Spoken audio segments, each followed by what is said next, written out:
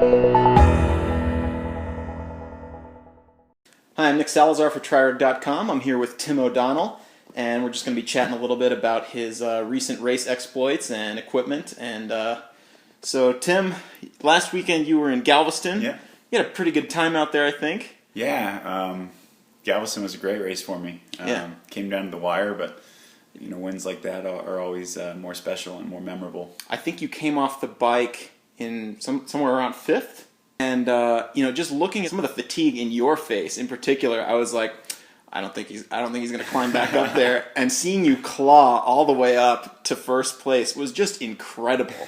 And then your final sprint finish, basically.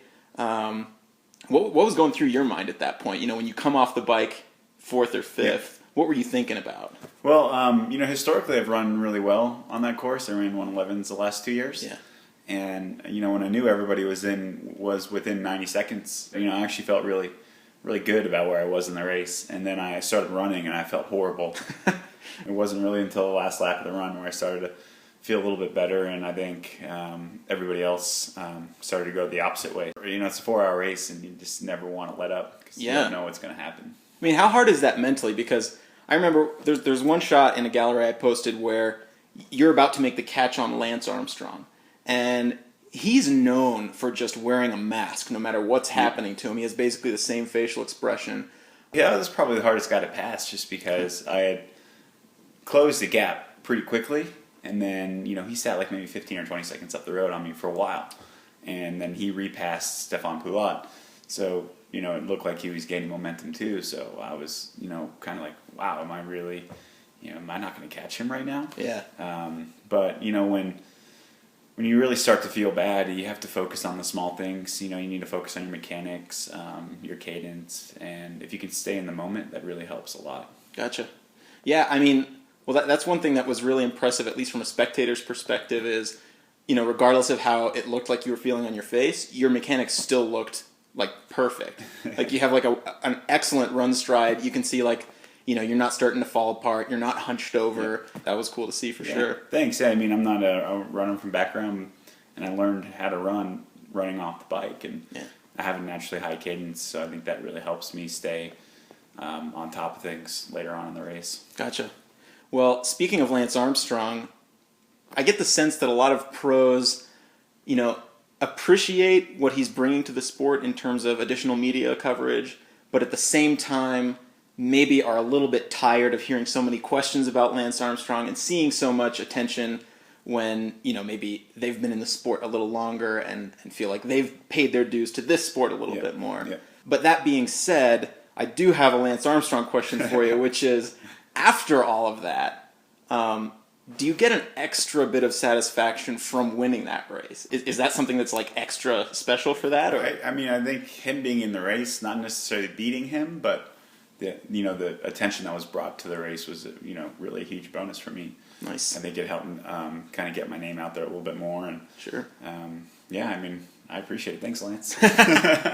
And another thing, sort of along the same lines that I thought was interesting is, I remember hearing an Australian pro who's known for his smack talk about how American races aren't always as difficult as European races because of the field, because of who's in the field.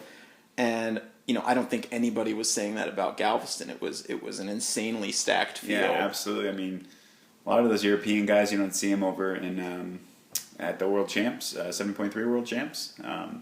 So to have all of them over here, I mean, that's probably one of the two most competitive 70.3 fields I've been in, other than maybe Clearwater in 2010. Gotcha. Well, congratulations again for the awesome win. It was really fun race to watch, and thanks for making it so exciting. Yeah. Unfortunately, I guess the video feed cut out at the end. Oh, I didn't realize that. But it was exciting when you were there. Yeah, man. Hey, a win's a win. You know? Exactly.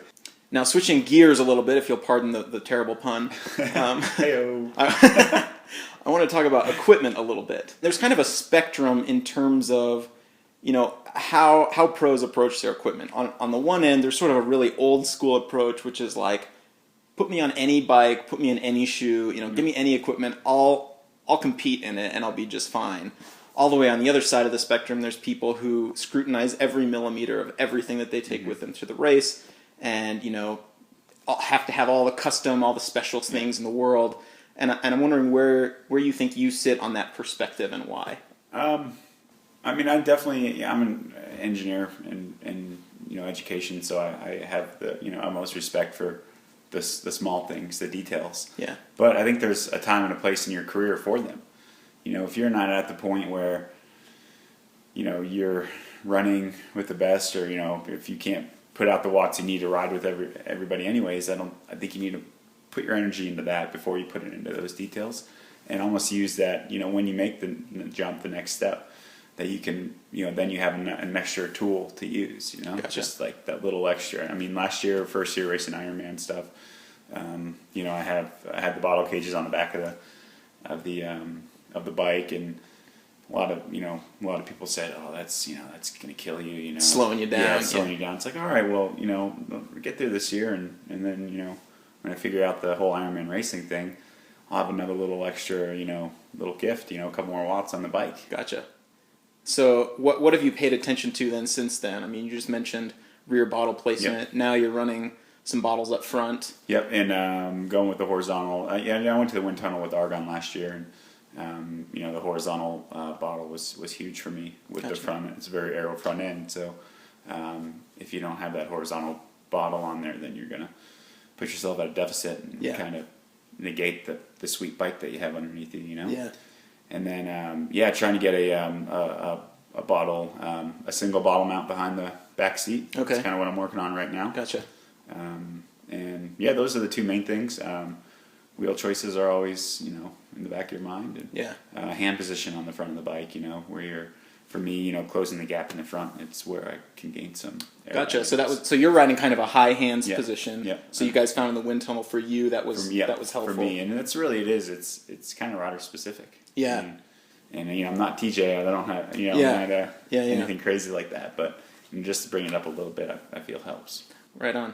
So did Argon or any of the people at the tunnel talk to you about that? About how those things are so specific, like whether or not your hand should be super high or super low, or how that plays with your particular biomechanics versus? Yeah, I mean, we really just did nitty gritty and just ran a bunch of tests Gotcha. in all the different positions and said, all right, well, the numbers are speaking for themselves here, so Gotcha. We'll go with them. Were those tests mostly position related, or did you also test like different helmets or any different clothing or anything like that? I mean, obviously, I'm a Rudy Project athlete, and people don't realize how good that helmet is. Oh yeah.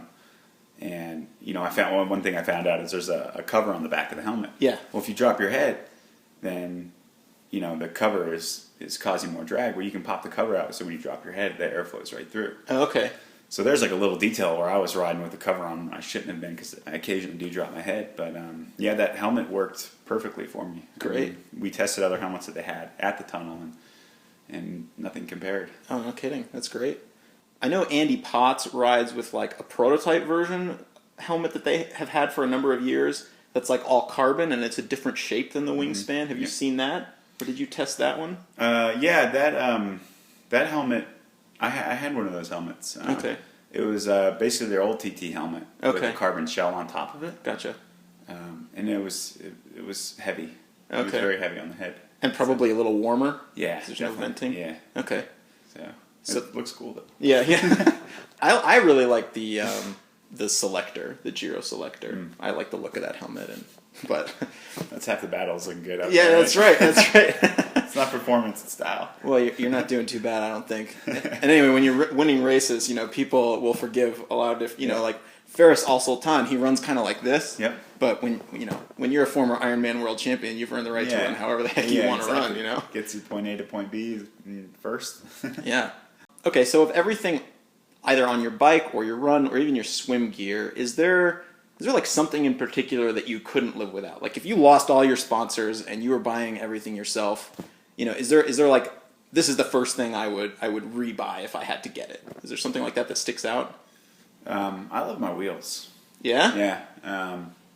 You're on Mavic. Yeah, I'm on Mavic, and the Comet Disc, and the new the CC80s are out, but I have a prototype wheel. Oh, nice. They got the extra wide position and the integrated tire system, and I've just had a blast riding them. Is that just in terms of like ride quality or like how they feel in the wind? Is there anything specific about them that you like? Yeah, I mean, ride quality is obviously pretty important. Yeah. But I've ridden fast on them, I feel like I'm going faster with a little less effort. Gotcha. So part of it is like a bit of a confidence boost. Yeah, Just and style too. I love it. Yeah. I mean, they're mostly all carbon. The logos are very small. Yeah. It's always it's kind of cool. And they did the blackout logos on some of them. Yeah. Where they only flash white in the photos. Right. Or just like the little green, or the little yellow ovals for the logos. Right on. Anything else in particular? I tell you, the 118. The new bike. Getting on the new Argon. Yeah. I love the 114. I thought it was a great bike, but once I got on the 118, I was like, wow. This is a whole new level. So what's next for you in the season? Where are you headed? I'm heading to St. Anthony's at the end of the month. Okay. So, I'd really like to do High V this year, and I've only done St. A's a couple times, but it's a classic race, and I've had a good time doing it. And so Ernie and I are going to go out and just have some fun with an Olympic distance race, and nice. No pressure, no expectations. Gotcha. And it's done in 2 hours, right? So. Yeah.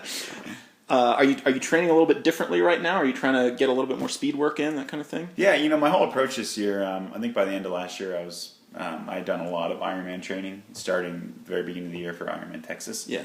And my approach this year was tone it down a little bit. I think I was a little overdone at the end of the year. Gotcha. I've had a great training block in Noosa, Australia, and I definitely cut down the volume and brought up the intensity. Mainly for the halves, but I think it translates well into the Olympic distance racing. Gotcha. And are you gonna shift into like a longer distance focus a little later in the year? Absolutely. After St. Anthony's, I'll do a big block before Ironman Coeur d'Alene. Okay. So that'll be my first kind of Ironman block, and then a couple of weeks of downtime, and then everything after that is Kona. Gotcha. Cool. Yeah. So you're shooting for one full distance before Kona? Yep. Arizona didn't go too well for me last year, yeah. and I was planning on just doing that and not doing another Ironman this year. But, I'm excited to race an Ironman again. Nice. When I was towing the line at Arizona, I was just so done. And, I had some GI problems and all that stuff that was adding to the whole mix. Well, and it's after Kona, so basically everybody's just fried. Yep. So I didn't want to rush in and do it. I thought about Melbourne, doing it, but I didn't want to rush in and... I want to take my time coming back, and that turned out to be a pretty monstrous field as well. It was ridiculous. Yeah, it's like these are world, spring season world champs. Yeah. But so it was probably a good idea, to target Texas instead. Absolutely. But, right on. Well, best of luck, and thanks a lot for talking with us. Yeah, appreciate it. For more info and photos, check out TriRig.com.